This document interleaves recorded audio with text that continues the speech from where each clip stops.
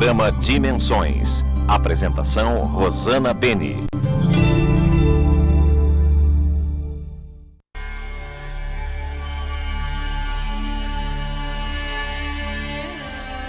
Olá, gente, o programa Dimensões está mais uma vez com vocês, desta vez dando continuidade àquele grande papo que nós tivemos com Wagner Borges, que é nosso companheiro desde o início, desde 7 anos atrás. O tempo passa, hein? Tudo bem, Wagner? Tudo bom, Rosana? Boa noite para os nossos telespectadores.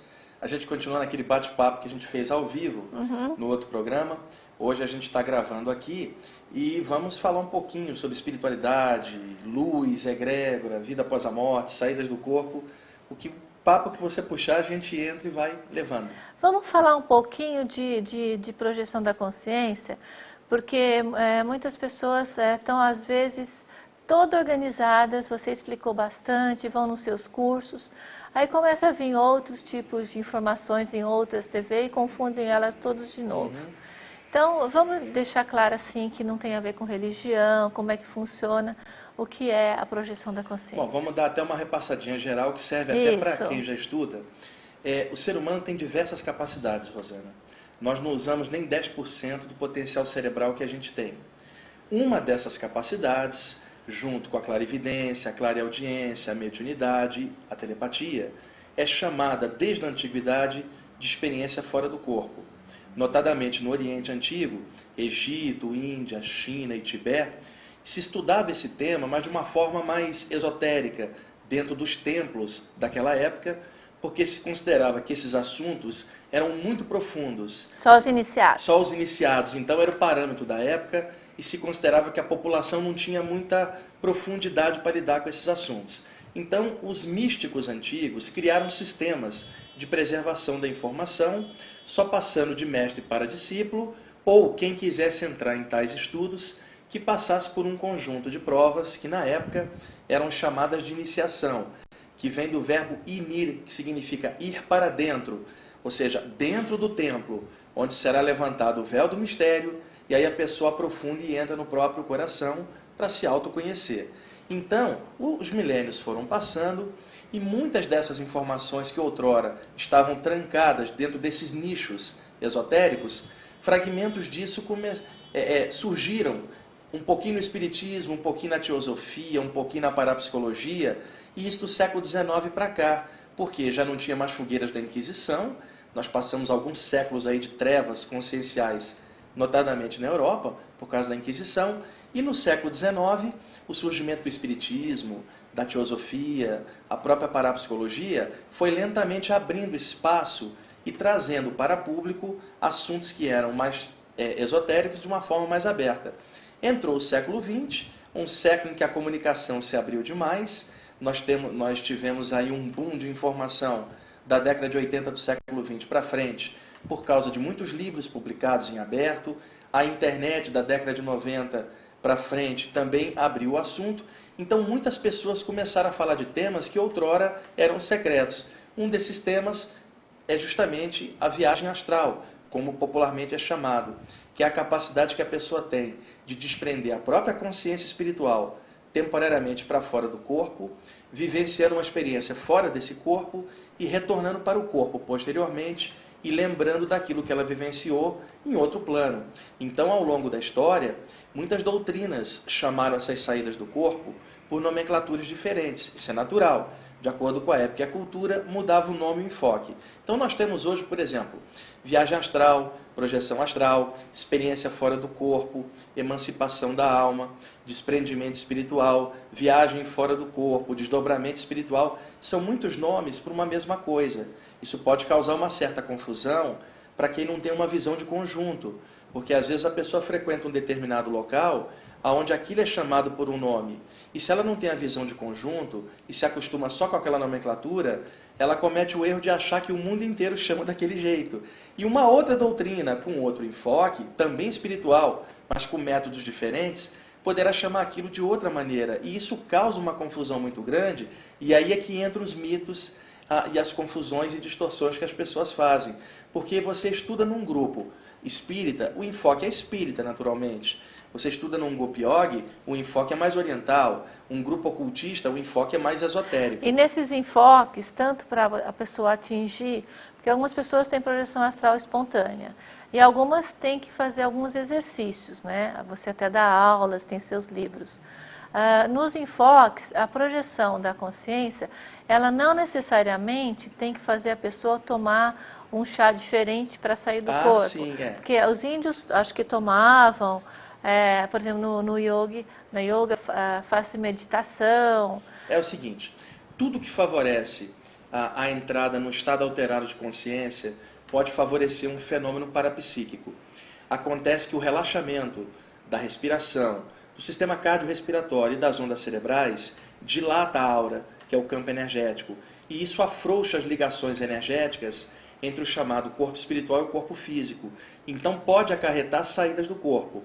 E o que causa essa soltura? Uma série de coisas, desde uma pancada na cabeça, o metabolismo cai, até um relaxamento autoinduzido. Por exemplo, dentro do yoga ou numa prática meditativa, você faz uma prática respiratória e consegue relaxar. Por isso podem ocorrer experiências desse tipo durante a meditação. As diversas informações que vêm dos meios indígenas, através do conhecimento xamânico dos vários povos indígenas, os xamãs, que são os homens e mulheres da magia, a ligação da tribo com o mundo espiritual, também falam dessas saídas do corpo e as chamam de viagem xamânica, ou seja, uma voltinha do lado de lá, guiado pelos animais de poder que o xamã acredita e toda a sua estrutura, e muitas vezes, para quebrar um pouco o elo, afrouxar esses laços energéticos entre a carne e o espírito, alguns xamãs se utilizam de chás de ervas. Isso dentro de um contexto xamânico está correto, está dentro da cultura deles. Dentro da cultura deles. O xamã não vai fazer um ritual desse para tomar um chá que induz estados alterados por motivos levianos, ou para tirar um barato, ou para fugir da vida, e nem mesmo como doutrina. Para ele ora a um espírito da natureza que mora dentro da folha, ao qual ele reverencia e cultua dentro das suas tradições. Então, ele reza, se prepara, e para ele aquilo é um ato sagrado. Ele não está tomando só um chá, ele está entrando numa viagem da alma, uma viagem xamânica. Então, até aí, tudo certinho. O problema é transplantar do contexto xamânico original para o contexto urbano, para pessoas que não têm a mesma sacralidade que o indígena tem em relação à natureza, pessoas que muitas vezes olham aquilo como uma tiração de sarro, ou tirar um barato, e algumas estruturas atuais foram formadas em cima do trabalho xamânico de chás de ervas, e algumas doutrinas até surgiram. Então você às vezes entra num grupo, fala assim, olha, vamos tomar um chá, mas tem que cantar para a Virgem Maria, aí você não imagina um xamã lá no interior da floresta cantando para a Virgem Maria, que ele nem sabe quem é, porque a cultura dele é xamânica. E o tal do Santo Daime? A mesma coisa, formataram religião em cima. O que eu estou dizendo é o seguinte, no contexto xamânico original, está dentro de uma cultura, está inserido, faz parte. Transplantado para cá, tornou-se doutrina. E eu não estou dizendo que é certo ou errado. Eu estou dizendo que aquilo que num contexto original estava de forma tão simples e naturalista, ganhou um contorno doutrinário. Então hoje você tem alguns rituais de daime ou de outras doutrinas que trabalham com chás de ervas, toda uma cantoria, uma doutrina, todo um propósito doutrinário, ritualístico, que originalmente não tinha. Então escapa muito da originalidade do contexto xamânico, onde eu acho correto e legal. Já no contexto aqui social, a gente já tem tantas doutrinas e tantas amarras doutrinárias e religiosas, e para poder entrar num trabalho de expansão da consciência, né, que um indígena faria naturalmente, eu ainda preciso carregar um pacote doutrinário em cima, mais um, particularmente eu não acho interessante. E outra, para aquilo que já é capacidade nossa natural, que pode ser desenvolvido na meditação, num trabalho de autoconhecimento, eu acho perda de tempo. Isso é minha opinião, e com isso eu não estou dizendo que os grupos que trabalham com isso estão certos ou errados. O que eu estou dizendo é que o ser humano já passou da hora de depender de uma doutrina, ou disso ou daquilo, para desenvolver a si mesmo. Que um chá de ervas pode acelerar, e isso pode, mas tudo aquilo que acelera a coisa, né, acaba não tendo o componente do autoconhecimento, do esforço individual de crescer para desenvolver aquilo, e nesse esforço, mais do que desenvolver aquilo que você queria, você desenvolveu força de vontade, disciplina, caráter, uma coisa que nenhuma doutrina seja xamânica ou urbana, pode dar para alguém, a não ser a própria experiência de vida. Então, a projeção de consciência, a projeção astral, e todos os nomes que são dados hoje de diversas formas, é algo natural do ser humano? Natural, Rosana. Eu comecei a ter essas saídas do corpo com 15 anos, não estudava nada disso. Eu passei a estudar para entender o que acontecia comigo. Com o tempo eu fui me desenvolvendo sozinho. Depois, dando palestras e cursos há tantos anos sobre isso, eu fui notando claramente que 90% das pessoas que procuravam esse tipo de informação era porque aquilo estava acontecendo com elas. Ou seja, elas não tinham ido atrás, aquilo tinha atropelado a elas, elas deitavam para dormir e se viam fora do corpo espontaneamente, sentiam determinadas sensações Uma paralisia. que elas não sabiam explicar, como acordar paralisado, não conseguir se mexer, tentar abrir os olhos não consegue, tenta gritar e não consegue, tenta chamar alguém, não sai som nenhum, e aí a medicina chama isso de paralisia noturna, né? Isso é chamado nesses meios espiritualistas de catalepsia projetiva, ou seja, não é uma paralisia muscular, mas uma paralisia do campo energético num estado alterado de consciência que pode propiciar uma experiência fora do corpo naturalmente. E como que a pessoa pode confirmar isso? É muito simples. Se ela acordar paralisada, que ela não tente se mexer. Faça o contrário, relaxa. Porque tem gente que tem medo. Fiquei com Porque medo. fica com medo? Com medo de não conseguir se mexer mais, com medo de morrer, ninguém saber que ela está ali consciente num corpo que não se mexe. O coração dispara. Se ela se entregar e pensar em flutuar com um pensamento alto, ela se desprenderá naturalmente do próprio corpo, perceberá o corpo visto de fora, e o que isso acarreta para a pessoa? Uma mudança de paradigmas muito grande, porque ao se ver fora do corpo, ela descobre que não é apenas o corpo, e ela está provando para ela que ela é uma consciência que independe do próprio corpo físico. Nessas saídas do corpo, há a possibilidade da pessoa encontrar com seres extrafísicos, pessoas que ela até conheceu aqui, que hoje moram em outro plano, e aí ela confirma para ela que existe vida após a morte. Ela está ali de frente com um parente dela que morreu ano passado. Ela sai do corpo, está vendo o espírito em frente. Nessa condição, ela não está lidando com a pessoa, com o espírito, como um ser humano e um espírito, mas ela também em espírito. Então isso muda o parâmetro, ela vai lá, dá um abraço na pessoa, volta para o corpo todo contente, toda contente. Aí alguém vai perguntar para ela, você acredita mesmo em vida após a morte? E ela vai falar assim para você, eu não acredito, eu tenho certeza, eu vi, eu não aprendi isso numa doutrina, nem num livro, não foi guru, médium, pastor, padre ou sensitivo de área nenhuma que me mostrou que tem vida após a morte. Eu escorreguei para fora do meu corpo como um espírito consciente, eu vi outro espírito, o mundo inteiro pode dizer que eu estou louca, não estou, eu tenho certeza, está aqui no meu coração, e a próxima vez que eu perder alguém pela morte, eu vou sentir falta da pessoa no plano físico, mas eu sei que é possível encontrá-la em outro plano, e eu sei que a morte não pode matar a consciência. Então vamos começar a quebrar os mitos sobre projeção astral. Faz mal a pessoa se sair do corpo e não volta mais? Não, isso não existe. Isso é um dos mitos antigos, porque a pessoa tende a associar a experiência fora do corpo temporária, durante o sono, por exemplo, com a morte. A morte também é uma experiência fora do corpo, só que sem volta porque o mecanismo físico parou. No caso de uma projeção astral, a pessoa se desprende e o corpo está em estado de sono profundo, dormindo como todas as noites, e ela está desprendida. Existem laços energéticos que projetam-se de toda a aura, que é o campo energético, que envolve o corpo, e tem os chakras, que são os centros energéticos da aura. Quando o corpo espiritual se desprende para fora do corpo, desde a cabeça até os pés, de cada ponto energético da aura, projetam-se filamentos energéticos, são milhares deles. Mas, como existem 7 grandes chakras, de cada um dos chakras grandes projetam-se filamentos maiores. Esses filamentos se interconectam até formar um feixe energético, que em torno do corpo parece um campo de luz com uma ponta. Essa ponta está conectada na cabeça do corpo espiritual e é o que vai puxar esse corpo espiritual de volta para dentro do corpo, assim que o metabolismo naturalmente subir. Esta extensão energética foi chamada ao longo da história de cordão de prata. E esse é um nome vindo da Bíblia, por incrível que pareça, está no Eclesiastes, capítulo 12, versículo 6, onde o pregador da Bíblia fala do momento da morte e diz literalmente o seguinte: então, na hora da morte, rompe-se o cordão de prata, o espírito sobe ao céu, o corpo desce à terra como deve ser. Dizendo então que na hora da morte parte-se o laço fluídico, vital, que interliga as duas partes e o espírito vai para cima, o corpo para baixo. Os ocultistas, em homenagem ao pregador da Bíblia, chamaram esse elo energético de cordão de prata, né? Agora, não é uma corda, muito menos de prata, isso é uma metáfora. Quando se fala corda, é no sentido de algo que liga duas partes, mas não está dizendo que é uma corda que você pode chegar e cortar. E quando está dizendo que é prata, não é porque é uma coisa de metal, dourado, mas é porque aquilo brilha, é o brilho da luz, e que lembra o brilho da prata, que por metáfora o pessoal fala cordão prateado ou cordão de prata. Um dos mitos que o pessoal antigo falava era o seguinte: cuidado, enquanto você está fora do corpo, pode entrar um espírito no seu corpo. Não dá por causa justamente dessa ligação cordão de prata.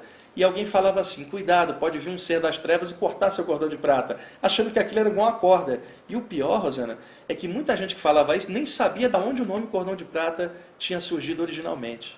Então cortamos o primeiro mito. Não faz mal, não é algo que vai prejudicar e a pessoa não morre. Não, não morre. Aliás, nem a morte mata a pessoa, quanto mais uma projeção astral. Segundo, enquanto você está fazendo projeção astral, ninguém vai ocupar o espaço do seu corpo. Fica tranquilo, porque teu espaço é teu espaço. Eu posso até usar uma analogia. Nenhum de nós tem impressão digital igual dos outros. São únicas, né? A nossa energia também é única, Rosana. É claro que nós estamos dentro da mesma luz que está em tudo, um mesmo Criador em todas as coisas, mas individualmente, cada um de nós é um universo de pensamentos, sentimento e energias muito, muito pessoal, né? A energia é cósmica, mas quando entra em nós se torna pessoal, é o nosso jeito de ser. Então cada um tem uma energia, uma vibração.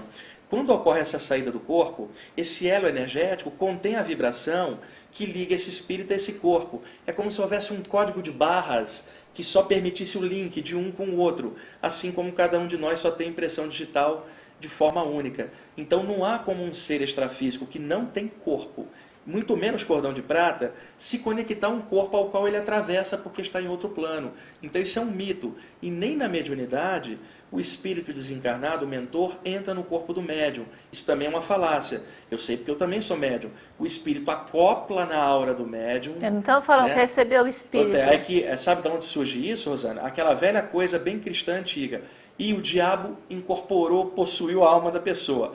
Passa o tempo, surge o espiritismo, surge o ocultismo e outras doutrinas que falam da possibilidade de espíritos também interagirem com os homens. Então só trocou a referência. Não é o diabo que entra, é o espírito.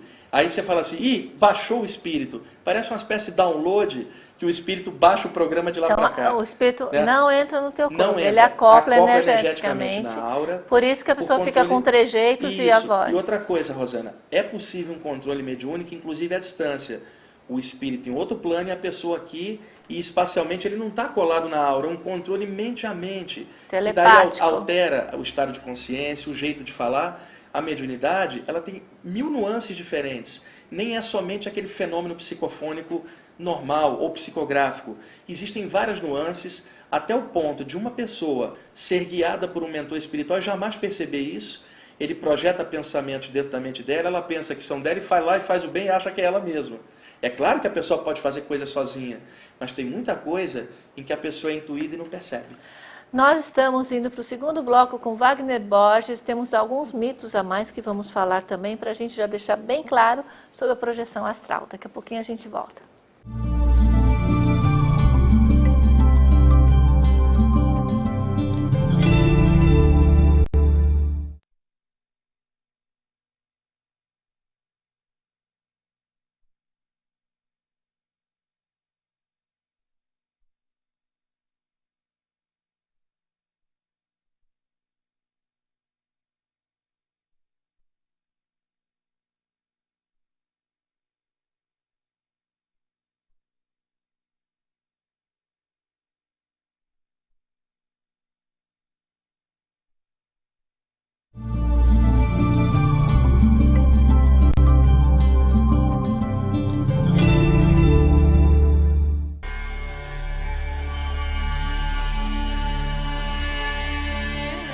O programa Dimensões hoje está conversando com Wagner Borges, dando continuidade a várias entrevistas que temos com ele.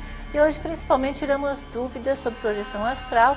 Também vamos falar um pouco sobre o momento que nós estamos passando aqui na Terra e como fortalecer a tua energia como guerreiro do bem. Quero agradecer aqui à Sociedade Bíblica do Brasil, que sempre manda as novidades em Bíblia, né, para crianças, temas relacionados à Bíblia. E a gente sempre agradece. Eu quero dizer que todo livro que eu recebo de vocês, a Sociedade Bíblica do Brasil, a gente encaminha para o nosso encontro de dimensões e a gente sorteia lá para as 300, 400 pessoas que vão sempre nos assistir. Então, eu acho um trabalho bem bacana da Sociedade Bíblica do Brasil, porque tem uma forma diferente de mostrar a mensagem divina, né? Tem para criança, para mais jovem, para mais velho, tem com letronas bem grande, para quem já não está enxergando as letrinhas da Bíblia, tem bastante coisa. Beijo para vocês. Wagner, voltando à projeção astral. Bom, tiramos o primeiro mito, a pessoa não morre. Segundo, a pessoa pode sair do corpo, que ninguém entra no corpo no lugar dela. Você a complementou dizendo que a pessoa não recebe o espírito energeticamente acopla no corpo da pessoa. Quando fala receber, é uma expressão, né? Assim, que ao contato, algo que eu estou dizendo, espacialmente, o espírito não precisa entrar no corpo para poder controlar a mente, que não é algo físico. E até fazer a voz, às vezes. Exatamente, na verdade é um acoplamento no campo áurico e daí influencia diretamente a fisiologia da pessoa e o jeito dela. Acho que outro mito que tem é que as pessoas querem, às vezes, fazer curso especificamente para encontrar, por exemplo, a mulher falecida. Eu vou fazer um curso, eu quero sair do corpo porque eu quero ver minha mulher que faleceu. Fala sobre isso. E isso acontece muito nos cursos que eu faço, e o que eu aconselho é sempre o seguinte: se quer estudar esse tema, estuda pela profundidade do tema, pela questão do autoconhecimento e pela abertura espiritual que isso pode dar para a pessoa crescer. E nessa abertura está a possibilidade desse contato. Mas o contato é uma parte de um contexto maior, que é a consciência profunda da própria pessoa. Se ela foca apenas nesse objetivo, há um quê de egoísmo em cima disso e um quê de ansiedade de encontrar, e a ansiedade acelera o batimento cardíaco e não permite chegar, porque não permite relaxamento.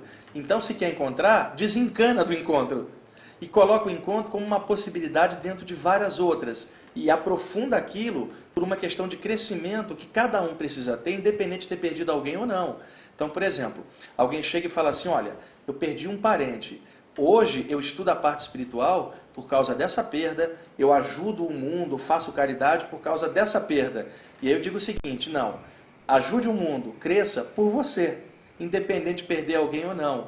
E, se você quiser, oferece tudo de bom que você fez em homenagem à pessoa que partiu, que provavelmente vai ficar muito contente do lado de lá de saber que você está fazendo coisa boa, mas não por ela, mas por você. E ela vai ficar contente de você homenageá-la através da sua boa ação.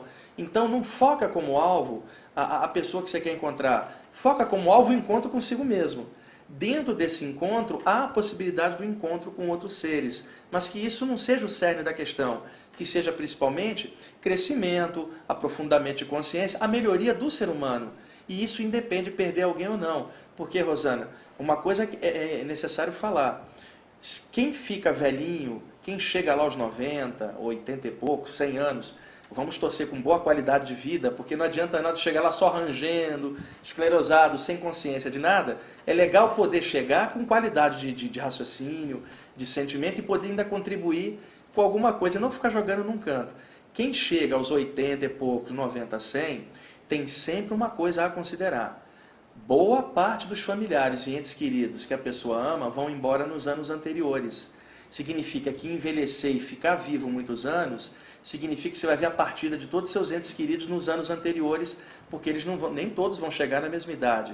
Então a pessoa tem que se preparar. Eu quero viver, quero ter longevidade, mas eu preciso me preparar para as perdas inevitáveis que vão acontecer. Então, se a cada perda eu usar como alvo só a perda, eu estou sempre oscilando e dependendo de uma perda para crescer. Agora, se eu coloco como objetivo a própria vida, e sabendo que na vida existem perdas e ganhos também, é um equilíbrio da natureza, eu vou colocar algo maior, que é a minha própria existência. E a existência me faz rico, me faz aprofundar. E aí cada um que for, eu até ajudo. E ainda encontro lá de lá, porque eu estou buscando algo maior.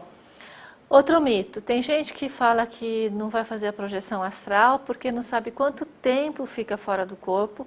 E falam que se ficar mais do que 3 horas fora do corpo, você não consegue voltar mais. Não, inclusive porque nem dá para fazer isso, Rosana. Nós temos um padrão de ondas cerebrais. E esse padrão de ondas cerebrais durante o sono, ele se alterna. Quando nós estamos agora na vigília, o cérebro emana um padrão de ondas cerebrais beta, que é o estado de vigília. Fechamos os olhos, cochilamos, ondas alfa. Dormimos o sono leve, ondas θ. Dormimos o sono pesado, ondas delta. Então, durante o sono, o padrão de ondas cerebrais faz alguns ciclos. Então, cada vez que esse ciclo vai e volta, leva em média 1h30, mais ou menos. Tá? Então, é muito difícil uma pessoa ficar mais do que esse tempo fora, porque o padrão desce, daqui a pouco, quando sobe, o cordão de prata puxa a pessoa. Pode até ter uma segunda experiência, mas é muito raro ficar muito tempo. Inclusive, porque me parece que o corpo precisa do calor vital, da energia do espírito. Então, de tempos em tempos, o cordão de prata puxa para trazer a vitalidade que está no espírito, para a carne, e daqui a pouco libera de novo. O comum é ter algumas, e não uma muito extensa, a não ser naqueles casos raros de coma, né? Isso, vamos falar ou de sobre doenças isso. que realmente deixam o corpo bem prostrado. Vamos falar da projeção astral e o coma. Normalmente, no coma, o padrão de ondas cerebrais é o mínimo, por isso o risco da pessoa não voltar. 99% das vezes, pelo que eu pude observar, Rosana, inclusive eu fora do corpo observando, a pessoa está pairando por cima do corpo agora, consciente ou não. Você chegou a ver isso no coma? Cheguei a ver, em alguns casos, um caso que eu acompanhei, a pessoa vivia já no plano espiritual, só esperando o corpo desativar, ligado por um filamento. Eu perguntei por quê. E aí os espíritos me falaram o seguinte: a família dela precisava passar o karma de ter uma pessoa em coma por um tempo para reciclar e repensar uma série de coisas, que era uma família que brigava muito, era muito desunida, mas por causa do coma de um eles se uniram. Então aquele coma não era um karma da pessoa, mas da família, era um karma grupal que precisava passar a lição de ter um deles em coma para poder se unir. Então depois de 3 meses foi desligado, o espírito já estava do lado de lá tranquilo, e o grupo familiar com essa perda acabou ganhando maturidade e melhorou como grupo. Então, no coma, a pessoa pode sair do corpo e já ir para o plano, ou pode estar ou pode por pairar, aqui. E isso vai variar de acordo com o nível. Pode estar circulando de no consciência. hospital, na casa das pessoas. E outra coisa que eu também ressalto nisso. Às vezes, se a pessoa desencarna naquele momento, de um acidente ou alguma coisa que levou ao coma, ela pode carregar um monte de coisa mal resolvida para o lado de lá. De repente, se ela passa 6 meses com o corpo dela em coma, e ela ali próxima, vendo os familiares visitarem, vendo os pensamentos deles sem poder interagir, pode ser que nesses 6 meses de coma, ela repense uma vida inteira, recicle coisas, perdoe o que não perdoou, dê uma quebrada na arrogância, e isso permite a ela depois ir embora de uma forma mais limpa. Ou seja, se desencarnasse ali, podia ficar mal. Deixa ela 6 meses atrelada em banho-maria para ela repensar. De repente, esses 6 meses podem dar uma diferença para o espírito e ele mudar toda a condição e passar melhor. Isso é uma coisa que as pessoas do lado de cá não têm ideia. E no coma também, a pessoa, porque na ciência, você vê pela medicina, quando as pessoas comentam, eles falam muito da experiência de quase morte, quando a pessoa tem uma projeção astral e vê que tinha atrás da cabeça do médico, tinha não sei o que lá, que é carequinha ali. Então ele prova para o médico, e os médicos relatam isso. Isso eles relatam, porque devem ver muitas outras coisas. Sim. Mas isso eles falam: não, eu fiquei impressionado, meu paciente falou isso, depois ele voltou, viu que eu pus isso aqui, isso ali. Isso é uma projeção astral, espontânea, e serve até para o quê? Para uma consciência da medicina? Os médicos chamam isso aí de EQMs, experiências de quase morte, ou EPMs, experiências próximas da morte. Em 1974, foi lançado um livro, que foi o primeiro sobre esse tema, chamado Vida Depois da Vida, ou Vida Além da Vida, não me lembro. O autor, Raymond Moody Jr., um psiquiatra. Ele foi fazer uma série de entrevistas com pacientes que tinham tido paradas cardíacas, e o médico conseguiu trazer a pessoa de volta.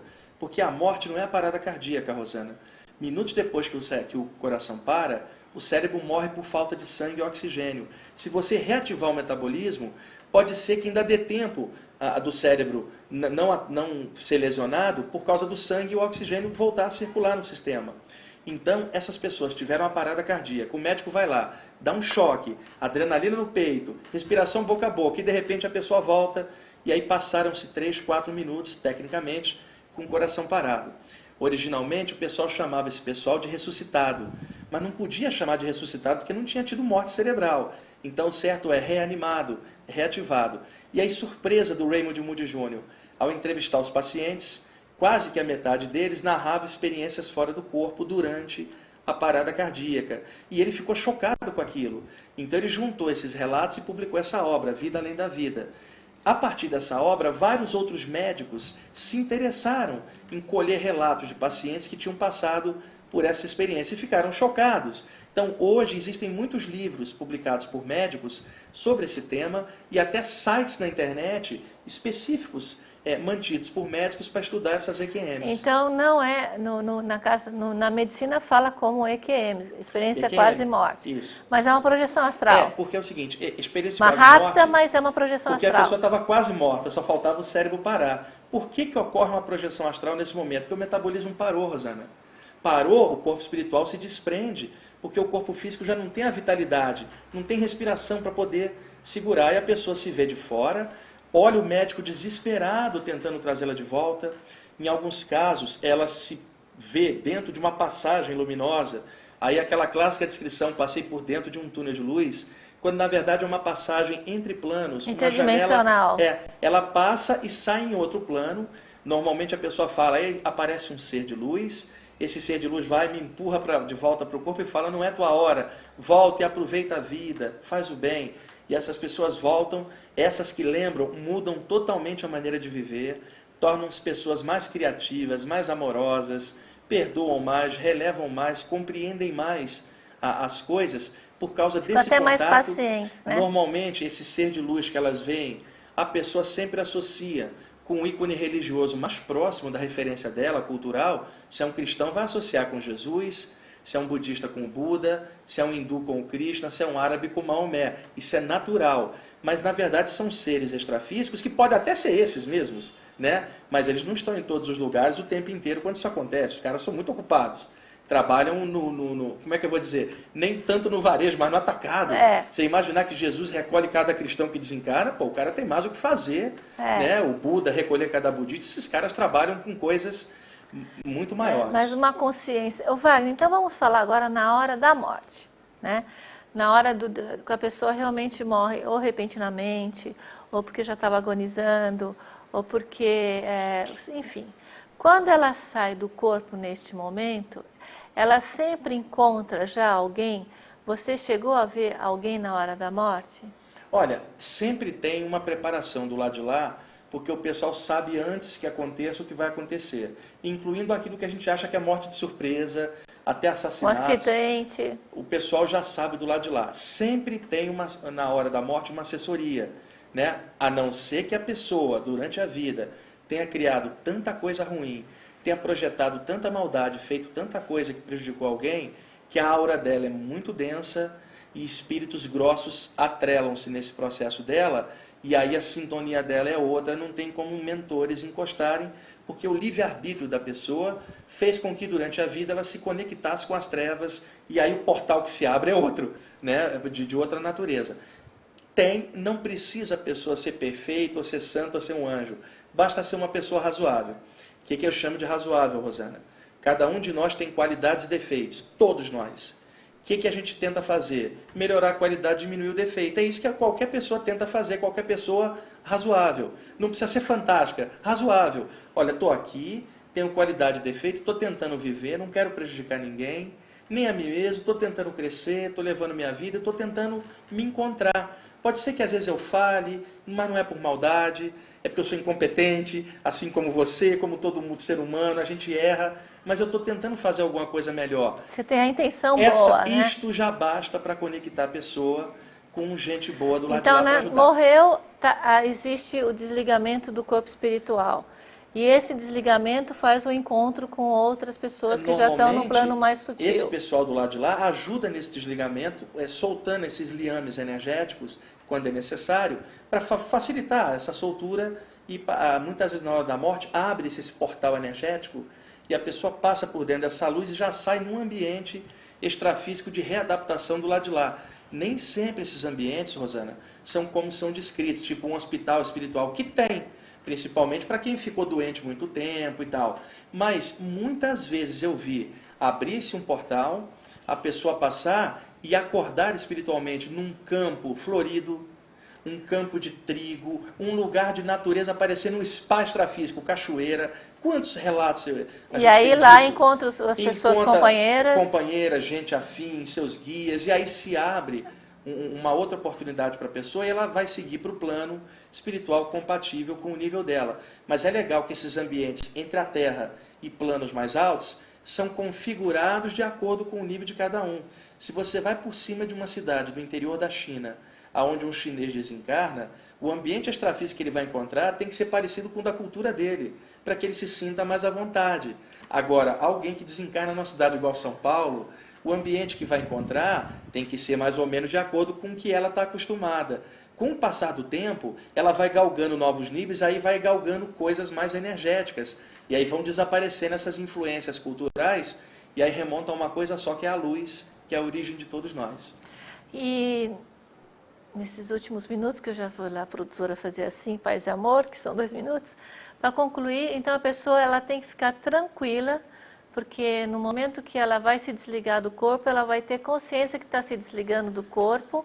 Ela pode não aceitar, porque depois, ela não é espiritualizada, não tem essa ligação da espiritualidade, mas ela sabe, com certeza, porque fala, muitos espíritos não sabem que morreram. Esses aí é o seguinte, a pessoa em vida cria uma barreira muito grande, tipo, eu não falo disso, esse negócio de morte... É verdade. Então, se ela não discute isso em vida, nem para estudar, para na hora que acontecer saber o que fazer, não vai ser na hora da morte dela que ela vai querer reconhecer isso. Então muitos criam fugas para dentro para não ter que admitir o que eles mais temiam. Esses então ficam confusos. Entretanto, mesmo assim, a coisa ainda vai do caráter de cada um. Porque não é o fato de alguém estudar qualquer tema espiritual que garante caráter para ninguém. O fato de alguém estudar um tema elevado, Rosana, não significa que a pessoa é elevada. Significa que ela está tentando crescer ao estudar. Isso é um erro muito comum. Uma coisa são os valores mais altos que nós todos estudamos. Outra coisa é a nossa atitude no dia a dia, que nem sempre é conectada com aqueles valores que a gente estuda. Eu, você e todo mundo, nós estamos tentando ser dignos desses valores e tentando melhorar. Nem sempre se consegue. Então não é isso que conta mais. O que conta mais é o caráter e a atitude boa. Vale mais o seu Joaquim, materialista, que fazia o bem para todo mundo, do que o espiritualista arrogante que não fazia nada para ninguém e se achava o tal. E manipulador. Na hora da morte dá uma diferença danada. O espiritualista complicado, o seu Joaquim bem livre. Isso é muito relativo. Daqui a pouquinho a gente volta com mais Wagner Borges, encerrando este programa. E vamos falar até sobre esse momento que nós estamos passando, que você tem uma mídia muito negativa. E você que nos assiste, você que tem sua missão, você tem seu trabalho nessa parte toda da espiritualidade, às vezes fica cansado, né? Fala assim, será que eu devo continuar? Estou sozinho nessa? Vamos falar no próximo bloco.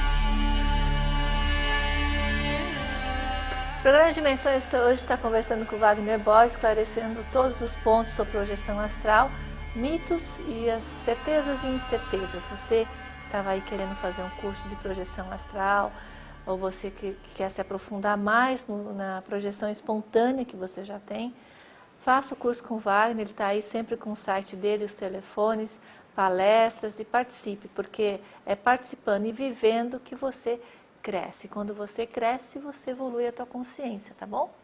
Wagner, sobre o momento que nós passamos agora, né? Nós, inclusive, ontem eu vi uma matéria no Fantástico, né? Que a mãe da Isabela mantém o quarto da menina como era e mantém as roupinhas junto com as roupas dela, como se ela ainda estivesse viva.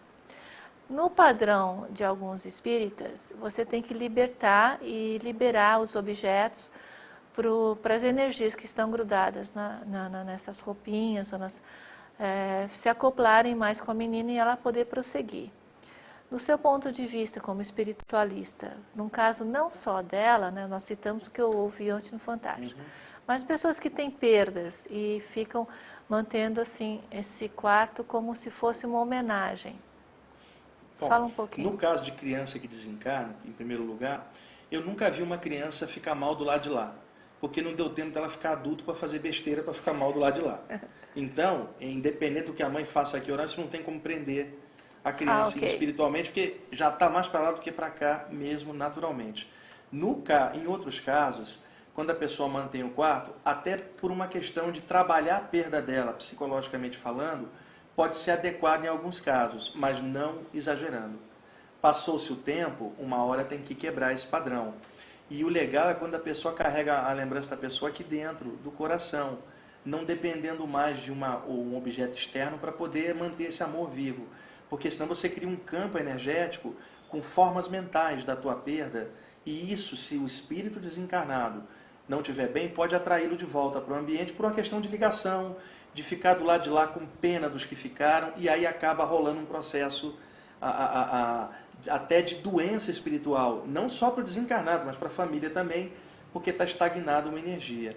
O legal que eu sempre aconselho, doa roupas, as coisas, para um lugar de caridade, deixa aquilo fluir para quem está vivo, doa a cama para uma família pobre, sabe? Doa os discos, as coisas para que possa gerar vida para outras pessoas. E aí, gerando vida, você homenageia a pessoa que você tanto gostava. Manter tudo estagnado ali, num certo ponto, é até aconselhável terapeuticamente para a pessoa que trabalhar a perda dela, até um certo ponto. Mas daí para diante é bom a pessoa quebrar isso. No caso de pessoas que estudam temas espirituais, essa quebra deve ser imediata, porque elas já estudam coisas espirituais e no caso ali é hipocrisia.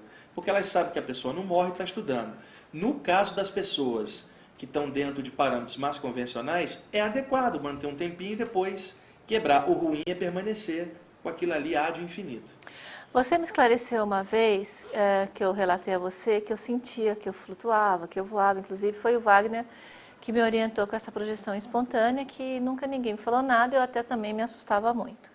E eu chegava a lugares onde eu via, como já desastre de avião, eu via os corpos nas florestas, aí eu fui ver o que aconteceu na Inglaterra, e eu começava a me sentir meio culpada. Eu falei, por que eu não estou tendo a previsão para falar? Aí você falou, não, você não está tendo previsão, você estava lá. Porque certas pessoas têm um trabalho de ajudar desencarne em massa. Explica pra gente isso. É o seguinte, algumas pessoas que têm uma espiritualidade legal, têm uma energia boa, os mentores espirituais aproveitam essas energias da gente. A gente está dormindo, a aura da gente tem um excesso já de energia, naturalmente, a pessoa se desprende para fora. Então, o que acontece? Uma pessoa desencarnou, ela está muito densa por qualquer motivo. Vem um guia espiritual, a energia dele é muito sutil, então a energia dele atravessa essa outra. Então, o que o guia faz? Puxa um de nós para fora do corpo. Os vivos, que estão vivos em projeção. Como nós estamos ligados ao corpo por um cordão de prata, nossa energia também é densa, por estarmos ligados à Terra. Então, nossa energia é mais próxima daquele recém-desencarnado. Então, o que o guia faz? Leva a gente até ele e faz dar um passe. Ou puxa a energia da gente e aplica no outro. Isso muda o padrão energético do outro e desprende para outro plano. Do outro lado, o guia vai e leva. Então, em casos assim de acidentes, com muita morte, né, muitas pessoas fora do corpo são usadas para usar suas energias para desprender essas pessoas e passar para o lado de lá. É o mesmo parâmetro dos médiuns aqui na vigília. Quando eu digo médiuns, tem médiuns em todas as culturas. Você tem médium dentro do espiritismo, dentro da Umbanda, dentro do Candomblé, né? Você tem vários contextos. A mediunidade ela não pertence a essa ou aquela doutrina, capacidade humana, embora algumas doutrinas trabalhem mais em cima da mediunidade. No caso de um médium, o que os guias espirituais fazem? Traz o espírito doente, acopla na hora do médium, para quê? Para dar um choque e liberar a carga pesada para ficar leve e eles pegarem.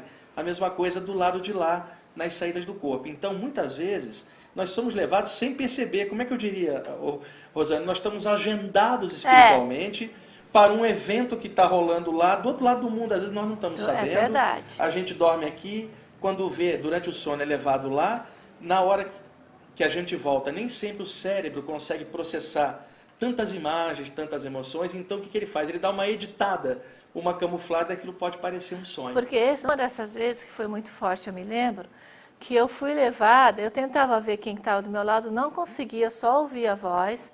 E daí, de repente, eu estava nessa floresta e eu escutei, os corpos estão por ali. E aí eu vi eles sendo enrolados, mas eu nunca consigo ver, assim, quem que está me levando. É por E causa da muitas diferença vezes vibracional. eu não vejo nem, eu vejo o corpo estendido. Que eu lembro uma vez que eu entrei numa sala bem bonita, assim, eu vi o sapato de salto alto, a mulher, ela de bruço, parecia que tinha morrido de repente, mas não via a cara dela, assim. Não sei Certo. se é evitado para não ter uma É para não ter ligação. ligação, é isso mesmo. E o lance de você não ver quem está te levando é o seguinte: vamos supor, eu sou um espírito denso, você está fora do corpo, você está me vendo, eu estou te vendo. Se tem um guia espiritual ali, nem eu nem você vamos vê-lo, porque ele está em outro plano, Ah, tá. né, conectada com você para você interagir sobre mim. Eu passo para outro plano, por causa da tua energia, eu vou ver ele do lado de lá.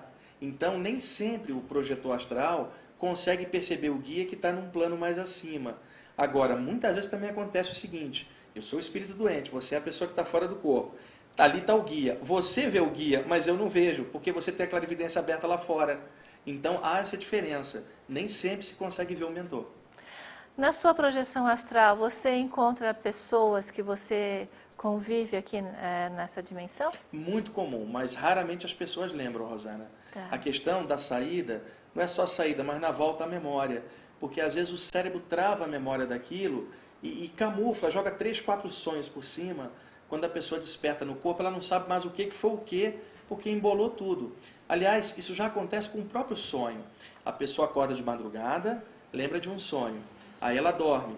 De manhã, quando ela desperta, já não lembra mais. Ou seja, o cérebro tem mecanismo de apagar essas memórias oníricas. Se isso acontece com um sonho que ocorre dentro da cabeça, imagina com uma experiência à distância fora da cabeça. É muito mais difícil da pessoa imprimir essa memória no cérebro.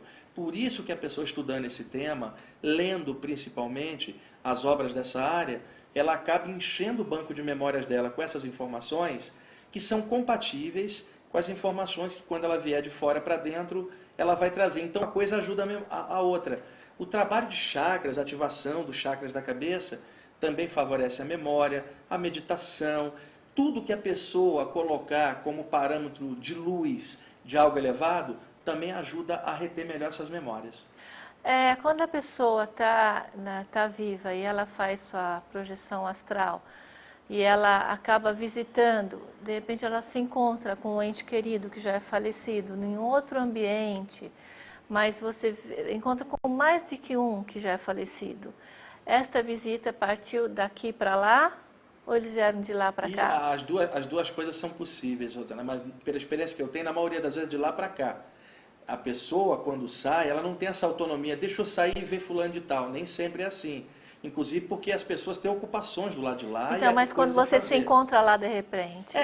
Varia muito. Normalmente, a iniciativa é deles. Tá. Tá? Eles vão e, opa, encontrou. Você nem estava esperando.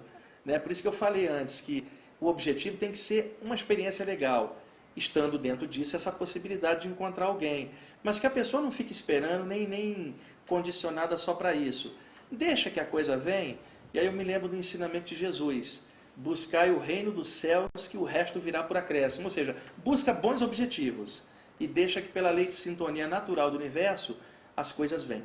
Vamos falar agora na sintonia natural da sociedade que nós vivemos, no momento que nós estamos passando, na mídia que está pesada, porque até um jornal que seria de variedades, que tinha que incluir bastante política, economia, lazer, novidades, está com, acho que mais de 50% trazendo as negatividades.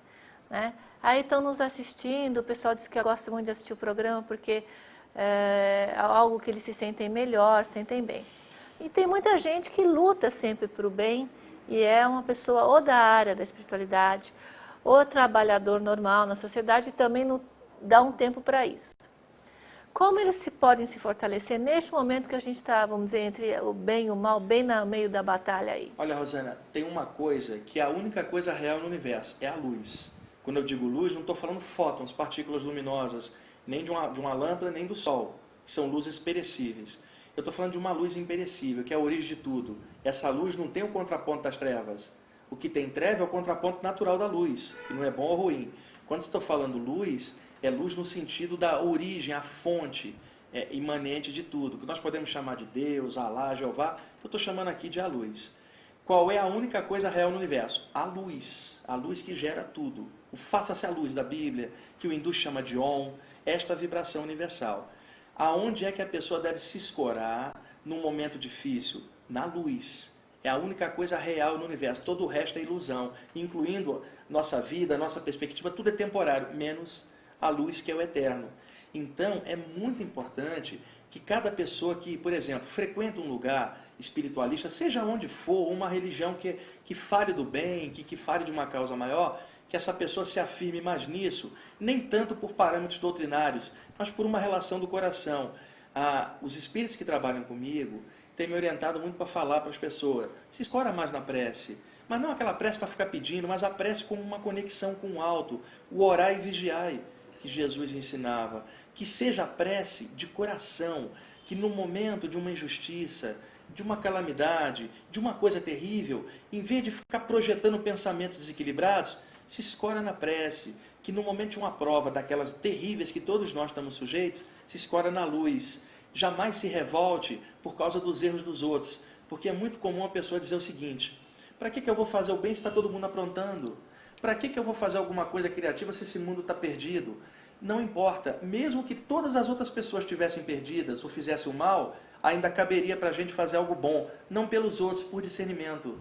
Porque fazer o mal faz muito mal, Rosana, inclusive para quem faz. Então, se eu faço o mal para alguém, o mal já estava dentro de mim. Então, fazer o mal deixa a gente muito mal, mesmo que a gente não percebe. Tem até um ditado que diz o seguinte: não é o mal que me fazem que me faz mal, me faz mais mal o mal que eu faço. Então as pessoas não podem usar esse parâmetro, eu não vou mexer mais com essas coisas espirituais ou da luz porque não está dando certo, esse mundo está perdido. Não. Quanto mais coisa estranha ela vê fora, mais na luz ela tem que estar firme para não perder o rumo. E eu tenho visto muitos trabalhadores, estudantes espirituais, de muitas áreas espiritualistas em geral, perdendo o foco, perdendo a força, caindo na inércia, sacudidos, abalados na fé delas por qualquer coisinha, e eu acho isso um desperdício. Eu acho que as pessoas não estão focando na luz como deve focar, como um objetivo maior. Muita gente eu conheci que dizia assim: não vou mexer mais com a parte espiritual, perdi meu emprego. E o que o plano espiritual tinha a ver com a crise econômica que levou à perda do emprego? Eu fiquei desempregado algumas vezes na minha vida, inclusive já casado, né, pagando aluguel, e eu não me revoltava. Aí que eu me escorava mais na luz, porque era a única coisa que me restava. Sabe, eu já fui traído. Sabe? E o que me consolou na época? Foi ter ficado revoltado? Não, me escorei na luz para superar e trabalhar em cima. E fui. A única coisa real é a luz. Se a pessoa, na hora de uma crise, perde a luz, ela perdeu tudo. Foi por isso que Jesus um dia também ensinou de que vale uma pessoa ganhar um mundo se ela perder a alma. Tá? Esse ensinamento eu acho fundamental. Tá aí o recado do Wagner Borges, hein?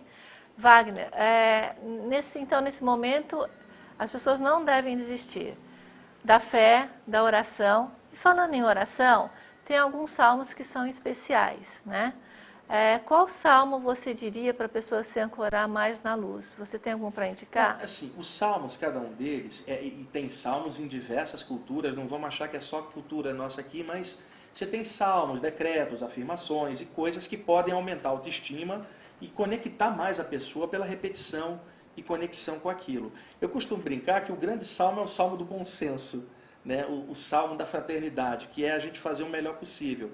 Agora, o salmo 23 dá muita força para a pessoa, né? Mas isso num contexto cristão, e num contexto árabe, num contexto hindu. Então, cada pessoa deve buscar dentro da tradição espiritual que ela mais gosta, alguma coisa que possa servir de link, um salmo, uma prece, por exemplo, no budismo, um sutra. Então, assim, é legal a pessoa ancorar-se nas referências que ela tem espirituais do povo dela, da cultura dela, e elas são equivalentes. Agora, num passo mais à frente, tem gente que já vai direto na luz, porque não está conectada a uma tradição ou outra. Então, qual é a tradição dela? A tradição da luz, direto, ela já não vai mais... É legal estar ancorado em algo, mas é mais legal ainda estar ancorado na luz direto. E isso eu acho que vai do coração direto.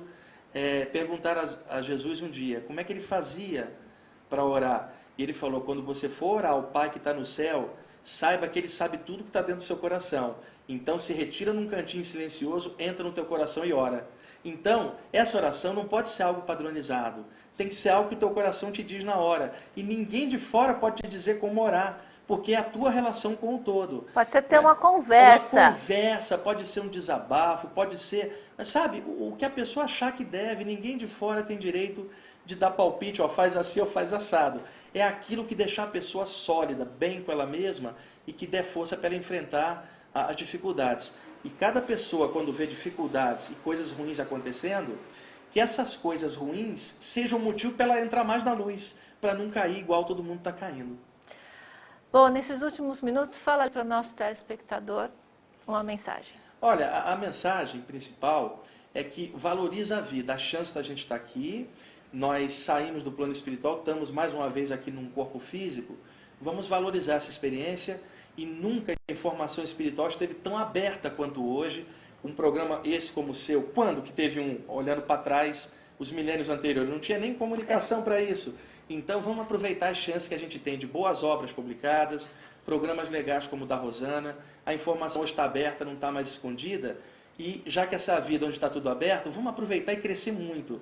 Que essa seja a grande vida dentre milhares. Que todas as outras vidas sejam pequenininhas diante dessa, que essa seja a melhor vida de cada um. É o que eu desejo para todo mundo. Wagner, parabéns, foi muito boa a entrevista Obrigado, hoje, hein? E vamos continuar contando com você com outros temas, você telespectador. Se tiver algum tema que você também quer que o Wagner fale, que você tem suas dúvidas, o e-mail é dimensões@bluetv, que é o novo nome do canal de São Paulo.com.br. Manda pra gente, que nós vamos estar acolhendo aí suas sugestões, perguntas e temas, tá bom? Até o próximo programa. Muita luz, como o Wagner falou.